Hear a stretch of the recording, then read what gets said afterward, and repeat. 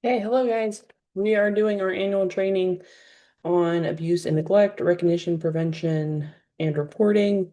This is one of our annual trainings, so I appreciate y'all joining. For those who aren't here today, they will need to watch it on CloudCare because this is something state looks for, so we want to make sure that everybody's brushed up on this information. I know we do a version of it on Relias, but it's important for us to review it as a team too, so everybody's kind of on the same page, um, and how we can help protect our residents from abuse and neglect. So, abuse, and vulnerable adults. So when we kind of review the information on abuse in Arizona, they use the term vulnerable adult, which means any individual who's 18 years of age or older and who's unable to protect himself or herself from abuse, neglect, or exploitation by others. So based on this language, we can consider every resident at Blue Sky a vulnerable adult. Every resident at Blue Sky is here for, a reason, whether it's, mental health issues or traumatic brain injury or dementia or, physical impairments. For some reason or another, they can't live by themselves and they need assistance from caregivers, and they need to be in an environment where somebody's helping them 24/7. So, um, based on that, they are at risk for abuse and neglect because they can't care for themselves. So we need to make sure that we're educated on how we can best protect them from abuse and neglect. We can sorry, I said that one. We want to consider the power imbalance when we're thinking about our residents and abuse. So there is a power imbalance between us and our residents. So um, we're in charge of when they get their food and their medications and when they smoke, and Um, we're in charge of a lot of their life. And so it's important that we consider that when we're talking about abuse, it's not a bad thing that's what we're here for, to help them and kind of provide this routine and structure. But we do need to consider how that affects our relationship with our residents, and how that kind of plays into this conversation of abuse and neglect is the power imbalance. So we'll talk about that a little bit more as we kind of work through this presentation. So there's four main types of abuse, and physical is the one that people often kind of think of first. This is the big type of abuse that we think of when we hear of abuse. Certainly not the only one, but it is a big one.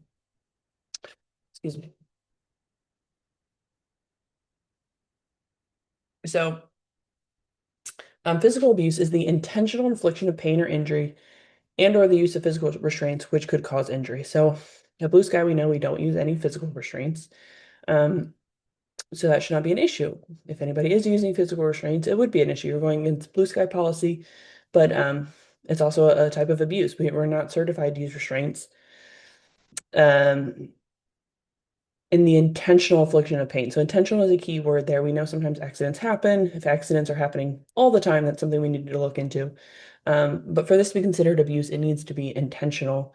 So if a resident is maybe misbehaving or upsetting us, and somebody, I shouldn't use us because we would never do this, but in another setting, if a resident is acting up or something, and a caregiver gets upset and hits them or pushes them, that is abuse because it's intentional.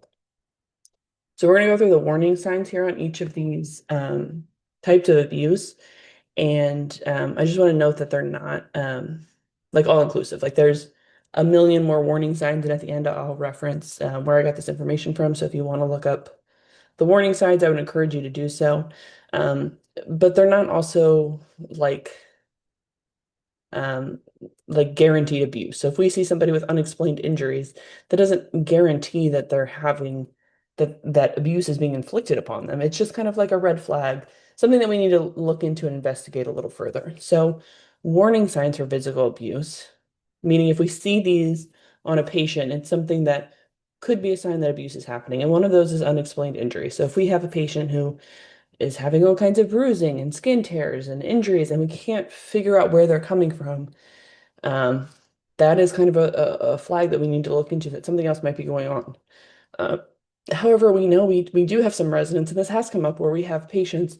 We had one at Colt who was, falling frequently and she would get skin tears, and she couldn't really tell us how she got the skin tears. We knew she was falling and getting skin tears because we had seen them at times. And even on those times, she would say, "Oh, I don't know how I got this," even if we saw it. So we knew that she was prone to falling, prone to getting skin tears. And a lot of times she had unexplained skin tears.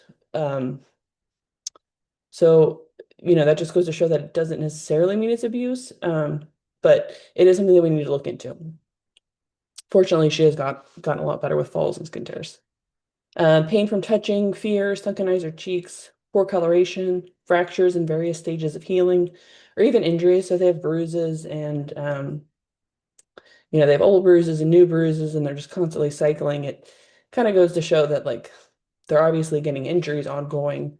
We need to look into how they're getting these injuries.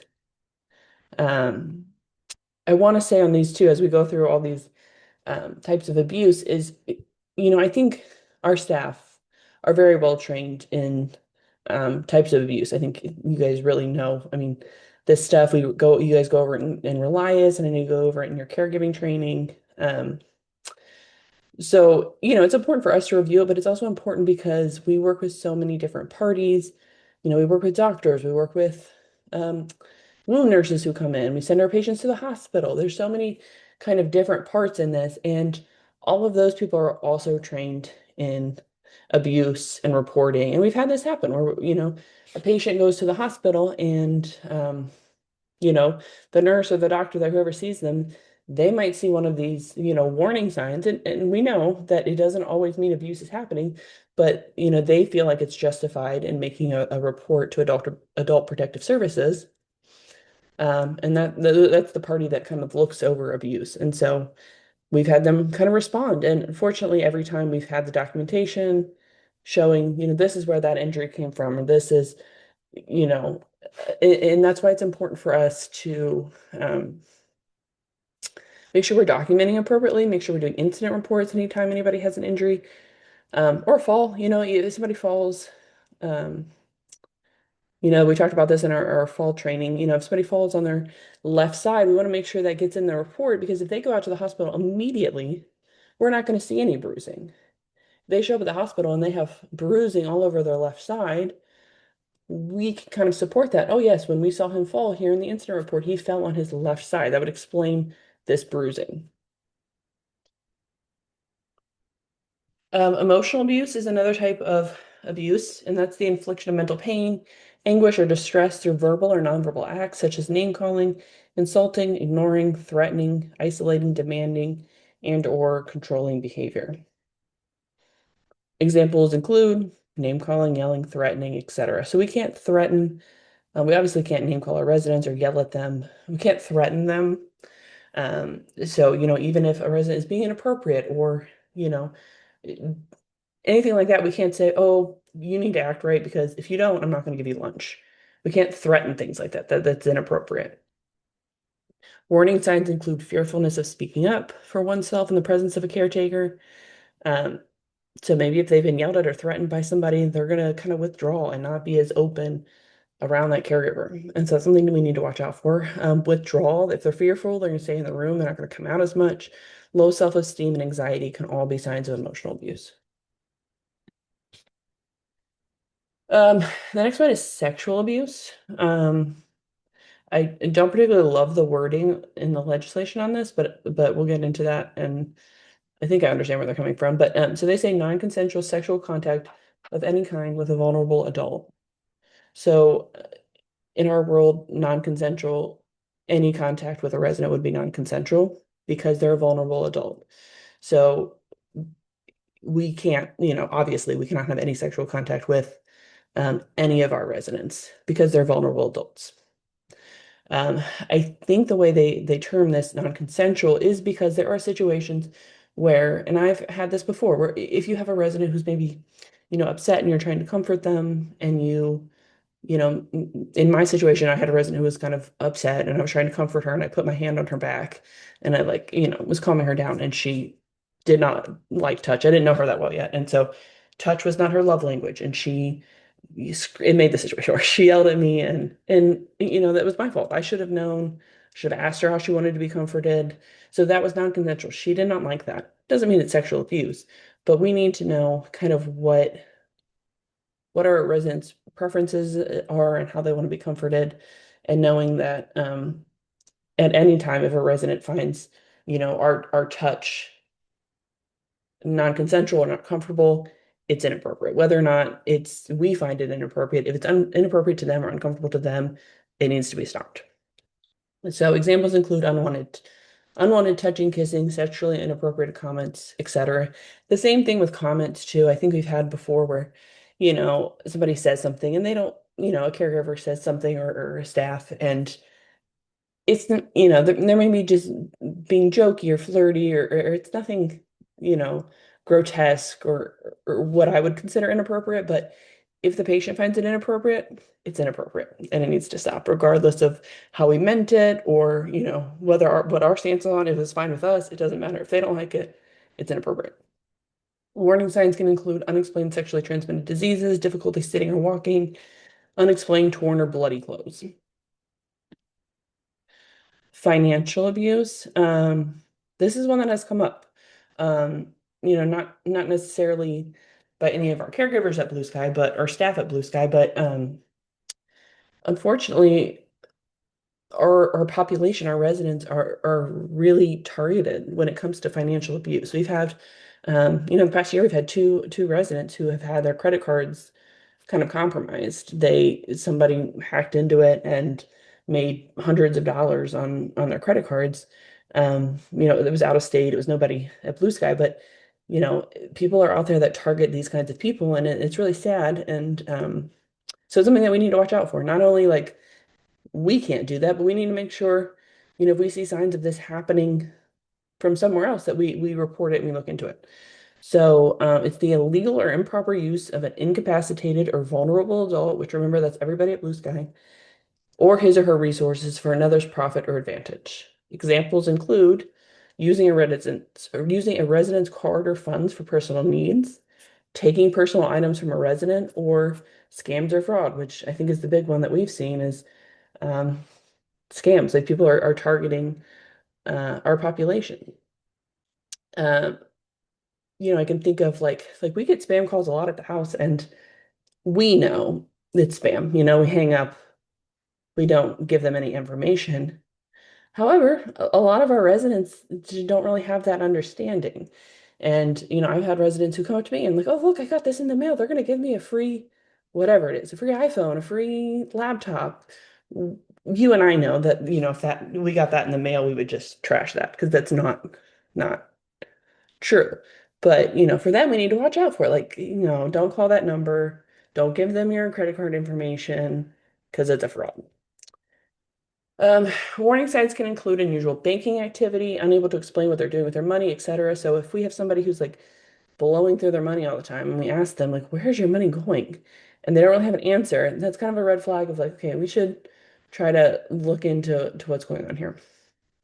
Another thing that we need to watch out for with financial abuse is, and not really watch out for, but be considerate of, is gifts from our residents. So we don't have any right now, but we had a previous resident who would give us everything, like stuff that nobody wanted. But we need to look out for that. That's why we don't accept gifts from residents, is because, especially when we go back to that power imbalance, it very well could be inappropriate, and it definitely looks inappropriate. So if I'm in charge of giving residents their, meals, and so gave me a $20 gift card to Walmart, am I gonna give them an extra helping of food? Am I gonna let them smoke early?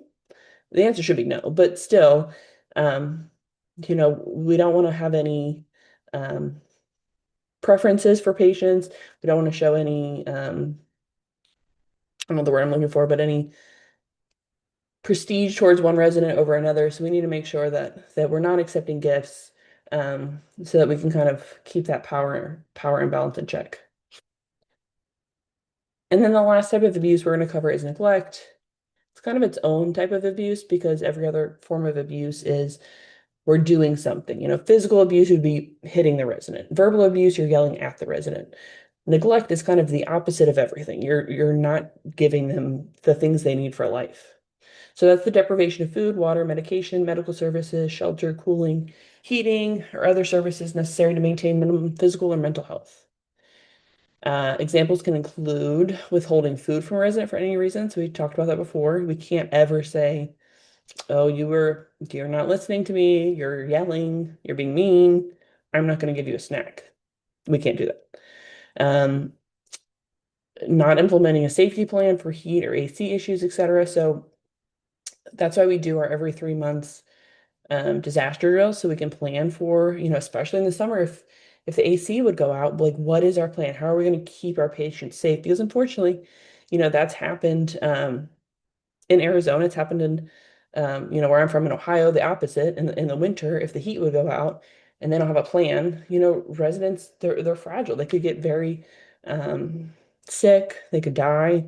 So we need to make sure that we have a plan for what happens and that we follow it. So if the AC would go out this summer in one of our homes, we know, what we're going to do to keep everybody safe. If we need to get them to another home, if we need to take them to the movies, whatever it is, that we're implementing that so that we don't just kind of wing it and wait to see what happens and people get dehydrated and get sick and end up in the hospital or, much worse, die. We don't want anything like that to happen. Um, Warning signs of some of these are bed sores, if they're malnourished or dehydrated, clothing is insufficient for the weather, soiled clothes, or bedding, etc. All right, let's talk real quick about reporting abuse and neglect. So, if you see signs of abuse or neglect, or you have any concerns or questions, make sure that you get that reported to Cyrus, me, or Christy immediately because we all very much care about our residents and if something's happening we need to be alerted so that we can immediately step in and make sure that we get it resolved. If there's an injury happening we want to make sure that we put a solution in place right away. If it needs to be reported, like we know the process for reporting, so notify us right away so we can get this process started. All at Blue Sky, all reports of abuse are taken seriously, they're followed up on and reported as needed. We typically we've had people report to us because as we kind of went over, like sometimes there are things that look like abuse and it's not. Maybe on the last shift, so and so had a fall and that's why she has bruising on her arm. And we could, if you come to me and you're like, oh, I'm concerned that so and so has bruising, I could look at the incident report and show you, and we can, kind of talk through why this really isn't abuse. Um, However, you are entitled to report abuse and neglect yourself. You have that right. And the way to do that is through the Adult Protective Services. They're the organization that oversees um, abuse and neglect, and their numbers on here and their websites on here. Um, and you're entitled to report directly to them as well. Prevention. Um, so how we can kind of prevent abuse and neglect from occurring in the first place. You want to be aware of burnout, stress symptoms in yourself and fellow staff. We all know this job can be taxing, right? You're working with behaviors, you're doing a lot of physical care, and it's hard. And so, if you feel like you're getting burnt out, you're getting too frustrated, you feel like you're gonna snap, whatever it is, we need you to take a break. If that's the rest of the day, if you need to go for a walk, if you need to, run an errand, like let us know so that we can help you. We never want to push you to the point where any of these types of reviews are acceptable, because they're not. So make sure that you take care of yourself. Look out for your fellow coworkers. If you see that they're getting burnout, let us know so that we can help you. Know the warning signs for abuse. So make sure you're looking out for all these things. If we get a resident who comes from another group home and they're showing signs of these things, we have the right to report that. And we have the responsibility to report that to make sure this isn't happening to other people. And to make sure that that resident is cared for, even though they're in our care now. So look out for warning signs of abuse, know what they are. Let us know if you see anything or suspect anything. That way we can help you report it. Don't ever be afraid to talk to us about concerns. Me, Cyrus, Christy, whoever, so that we can, you know, if it needs to be investigated, if it needs to be reported, we can help you. Um, we can talk through it, we can investigate it, whatever we need to do to make sure that we're taking care of our residents. We can find community resources. So I know up at like 81st and Vista, they use a lot of peer support, which I think is great at helping the staff get a little break. So, that's another team that comes in and helps take the patients out for a day and do fun activities. So the residents enjoy it and the staff get a break. We do a lot of outings, which is, a good break for our caregivers. So there's lots of community resources that we can look into to help um, ease burnout and stress on our staff. And we want to make sure we're keeping everybody active. So the more active our residents are, the less likely they fall, the less likely they get injuries, and just help all around with concerns of abuse and neglect. Here's the resources that we talked about earlier. So Adult Protective Services is an organization that investigates any incidents of abuse or neglect in adults. Their websites are on here. They have really good information. And that's also how you would report. And then the state of Arizona, they produce some really good information on on elder abuse. And so both of these links have really good information. And then I'll just open it up to some discussion questions. We can go through these, or if we have specific um, resident examples or client examples we want to talk through, we can do that as well.